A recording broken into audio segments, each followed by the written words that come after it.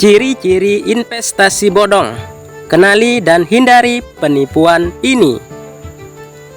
Investasi merupakan salah satu cara efektif untuk membangun kekayaan dan mencapai tujuan finansial jangka panjang. Namun, di tengah peluang yang sah, seringkali muncul investasi bodong yang menjebak investor dengan janji manis yang berakhir pada kerugian. Untuk menghindari risiko ini, penting bagi kalian setiap investor memahami ciri-ciri investasi bodong menurut OJK, sehingga dapat mengenali dan melindungi diri dari penipuan yang merugikan. 1. Pengembalian investasi yang terlalu tinggi. Salah satu ciri-ciri investasi bodong yang paling jelas adalah janji pengembalian investasi yang tidak realistis, biasanya jauh di atas rata-rata pasar. Penipu sering menawarkan pengembalian investasi yang sangat besar dalam waktu singkat untuk menarik investor yang tergiur oleh keuntungan cepat. Namun, investasi yang sah biasanya memberikan pengembalian yang wajar sesuai dengan risiko waktu yang terlibat. Investor perlu mewaspadai tawaran pengembalian investasi yang terdengar terlalu bagus untuk menjadi kenyataan. Menurut OJK atau Otoritas Jasa Keuangan, investasi bodong seringkali menggunakan praktik seperti ini untuk memikat korban yang pada akhirnya akan kehilangan modal ketika skema tersebut runtuh. Oleh karena itu, selalu periksa apakah investasi tersebut masuk akal dengan membandingkan dengan return atau pengembalian yang umumnya instrumen-instrumen investasi resmi tawarkan. 2. Skema piramida atau Ponzi. Skema Ponzi merupakan salah satu jenis investasi bodong yang sering menipu investor. Dalam skema ini, pihak penyelenggara membayar keuntungan kepada investor lama menggunakan dana dari investor baru, bukan dari keuntungan nyata hasil investasi. Akibatnya, skema ini hanya berfungsi selama ada aliran dana baru yang masuk, dan ketika aliran dana berhenti, skema tersebut akan runtuh atau scam, menyebabkan kerugian besar bagi mayoritas investor. OJK memperingatkan bahwa banyak investasi bodong di Indonesia menggunakan skema piramida atau Ponzi untuk memanipulasi korban. Contohnya investasi SEI dan lain-lain. Investor harus berhati-hati terhadap investasi yang tampaknya hanya mengandalkan rekrutmen anggota baru untuk memberikan keuntungan. 3. Tekanan untuk melakukan keputusan cepat. Taktik lain yang digunakan oleh penipu adalah memberikan tekanan psikologi kepada calon investor untuk segera mengambil keputusan tanpa memberikan waktu yang cukup untuk berpikir atau meneliti. Mereka seringkali menyatakan bahwa peluang investasi ini terbatas dan hanya tersedia dengan waktu jangka singkat. Pernyataan tersebut memaksa investor untuk segera bertindak. Keputusan investasi yang baik memerlukan waktu dan pertimbangan yang matang. Investor harus curiga jika mereka dipaksa untuk segera mengambil keputusan tanpa diberikan waktu yang cukup untuk memverifikasi informasi dan berkonsultasi dengan pihak ketiga.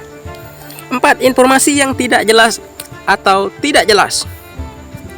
Salah satu ciri-ciri investasi bodong yang sering muncul dalam kurangnya informasi yang transparan dan jelas mengenai bagaimana investasi tersebut bekerja. Penipu seringkali menghindari memberikan rincian yang tepat mengenai risiko, prospek, dan metode yang digunakan untuk menghasilkan keuntungan.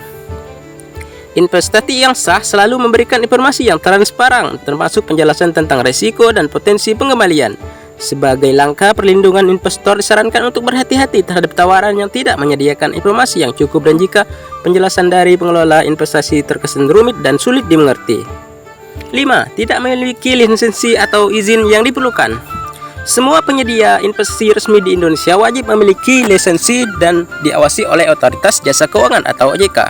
Ciri-ciri investasi bodong menurut OJK adalah investasi yang tidak memiliki izin atau tidak terdaftar pada otoritas terkait. Penipu mungkin mengklaim bahwa mereka memiliki izin atau beroperasi di bawah otoritas tertentu, namun seringkali ini adalah informasi palsu.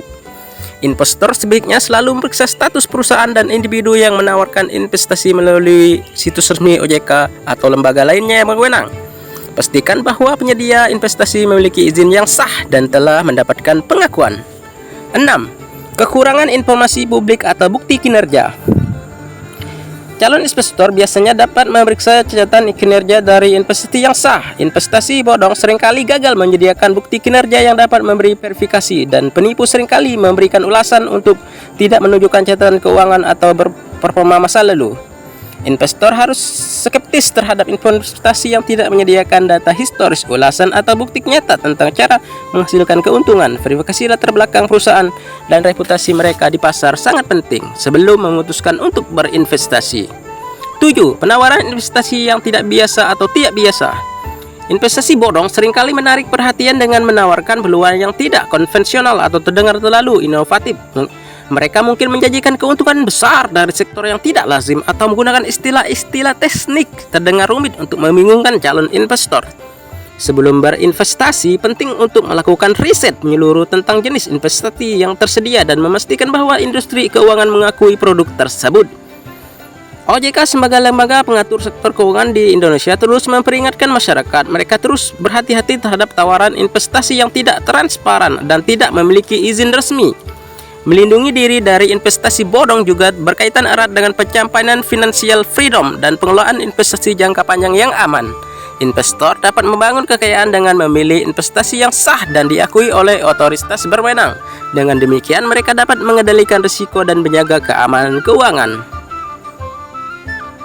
Selalu melakukan riset, periksa izin dari OJK, dan konsultasikan dengan penasihat keuangan yang terpercaya sebelum membuat keputusan investasi. Ingatlah bahwa jika tawaran terdengar terlalu bagus untuk menjadi kenyataan, besar kemungkinan itu adalah penipuan. Selain itu adalah konteks investasi di Indonesia, pastikan untuk berinvestasi dengan alfa investasi yang memberikan keamanan akun terpercaya dan diawasi oleh otoritas jasa keuangan. Keberadaan lisensi pengawasan oleh otoritas yang berwenang dengan tanda-tanda bahwa perusahaan dan individu tersebut telah memenuhi standar kepatuhan dan kelayakan dalam menjalankan usaha investasi mereka. Dengan demikian, investor dapat memiliki keyakinan akan lebih dalam mengelola risiko dan mempertahankan keamanan investasi mereka.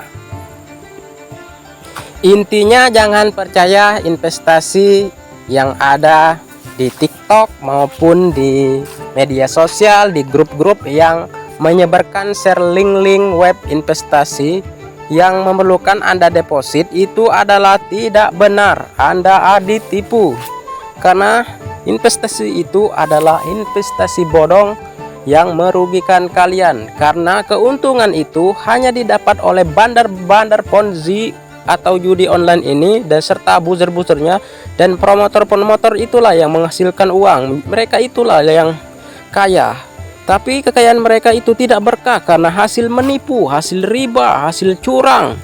Intinya buat kalian para warga-warga Indonesia, tinggalkan Ponzi, tinggalkan judi online, dan tinggalkan semua kejahatan investasi bodong demi memutuskan mata rantai mereka ini. Jangan ikuti dan jangan deposit. Oke, salam akal sehat.